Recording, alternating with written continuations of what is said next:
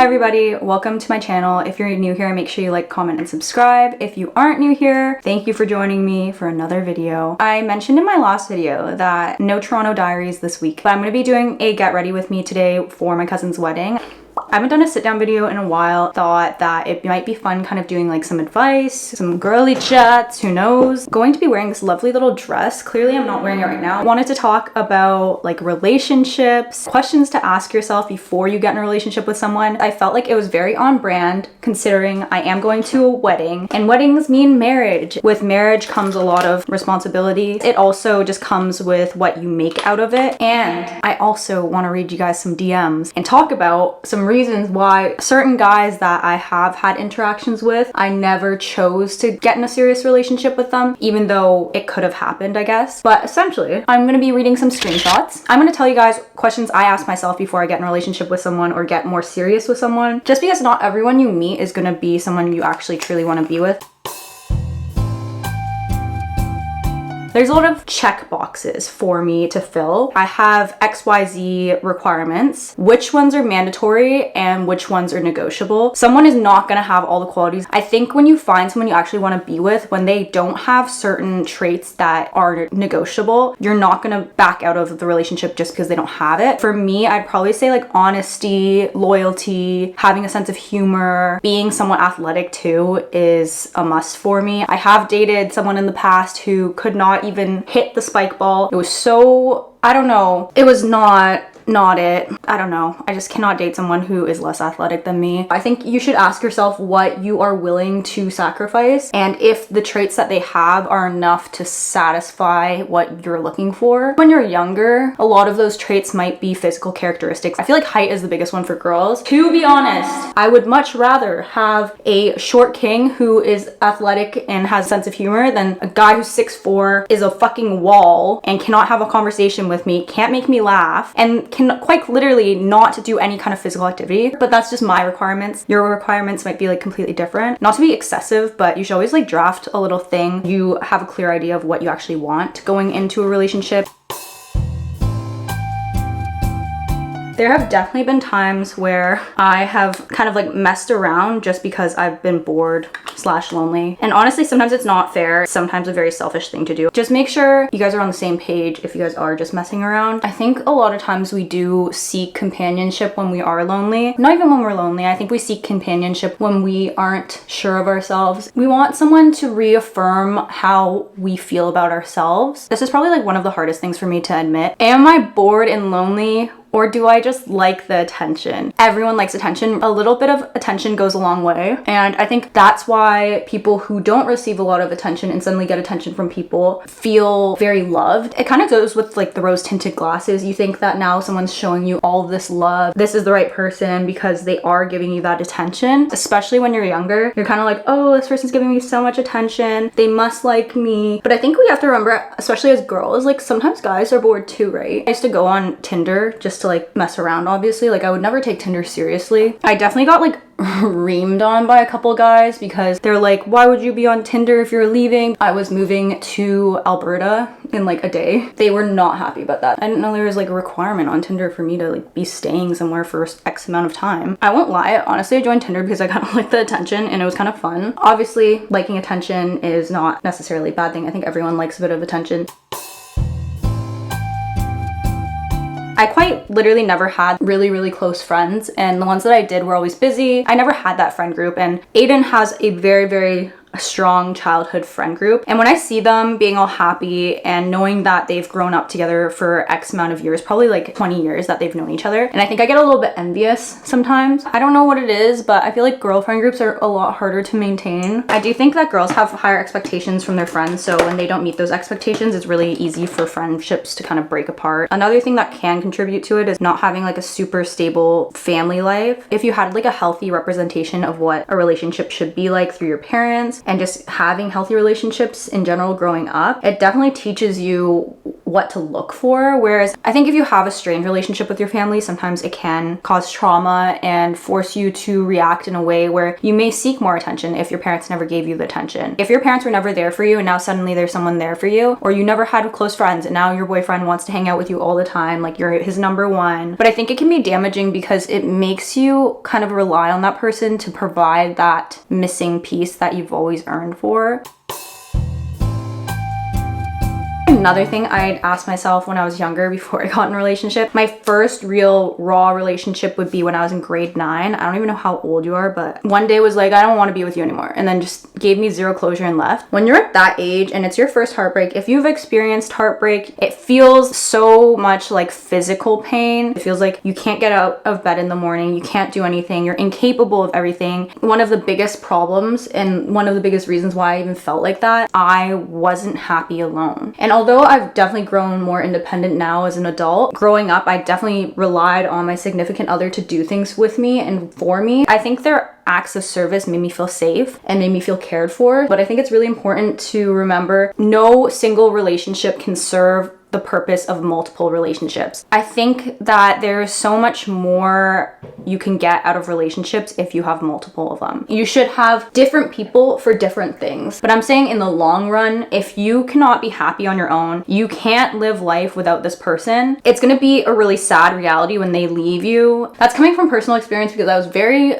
heartbroken. I swear I did not eat, did not do anything, did not move from my bed, and cried and listened to Taylor Swift on repeat. So much of my identity was tied to this one person. A really damaging thing, I think. And this is an opinion-based video, so if you don't agree with me and your boyfriend is your best friend and the only person you hang out with, that's totally fine if it works for you. Finding hobbies is like a really big thing because I don't think I ever really had hobbies growing up. I didn't do any sports growing up. I wasn't like a huge camp kid. Like my parents didn't have time to like sign us up for stuff. Most of my like childhood revolved around like me and my friends playing at the park near our house. As a child, I think I was very much like shy and like liked my personal space a lot. My personality hadn't developed enough. I think now that I'm older, I definitely feel like I have a better understanding of who I am as a person and how I want to portray myself. The way that I speak, the way that I look, the way that I dress, the way that I do my makeup are all ways to express who I am as a person. Finding yourself is a huge component to being in a relationship and being your own person. And now I have the ability to go, and I feel like that's why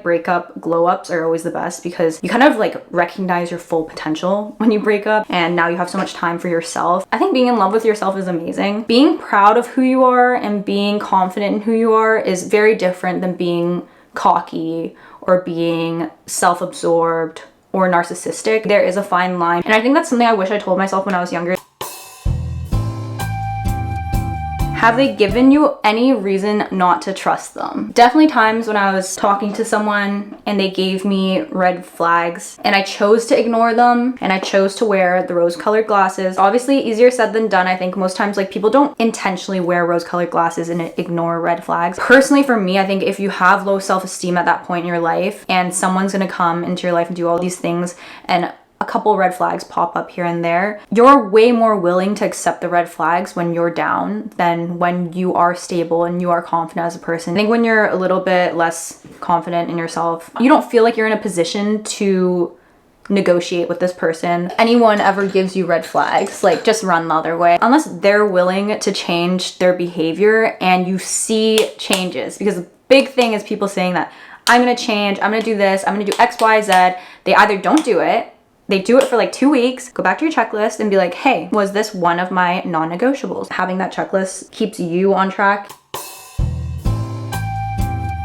Especially when you're younger, is that you feel like you need to be in a relationship, or you feel this sense of pressure to get in a relationship with someone, feel like they need to rush into doing like their first time having sex, first kiss, first boyfriend, first girlfriend. I think kids especially put a lot of pressure on other kids. It sucks because these aren't things that kids would typically even ever talk to their parents about. Like God forbid I ever talk to my parents about like dating a boy. I definitely would never be like, Mom, I had sex for the first time. Everyone is always in a rush to experience things, and I think everyone needs to take it at their own pace. We often forget that we compare our journey to other people's journeys. Everyone's life is different. Everyone's journey is different. Take it easy on yourself. Like, you don't need to experience these things like right off the bat. You are exactly where you should be. The right person will come into your life and it'll be so easy. You don't have to search for them. Obviously, you need to make an effort if someone comes into your life, but I don't think you need to actively go searching on Tinder. What other apps are there? I don't know. I haven't used an app. Also, kids get bullied for like not having sex early. Don't feel like other people should be dictating when you should be having sex or when you should be kissing boys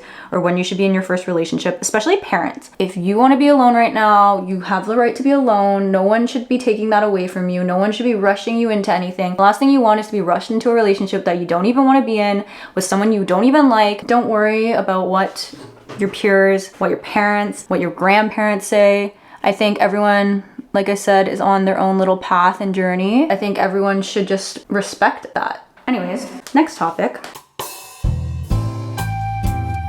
You should really be 100% comfortable, because God forbid you have to like poop in front of this person or like you vomit in front of this person. Don't settle for someone where you feel like you have to hide a part of you. I don't want you guys to think comfortable as in like comfortable that you're not going to be meeting people's expectations and you're not going to be putting in effort into this relationship with this person. I think you should always be putting in effort no matter how comfortable you are. Show them all sides of you and make sure that they show you all sides of them. When people only show part of themselves and they get married to them or you go into a long-term relationship with them and then you finally get to see their true character, and you're like, damn, that was not what I was expecting. Like, get the fuck away from me.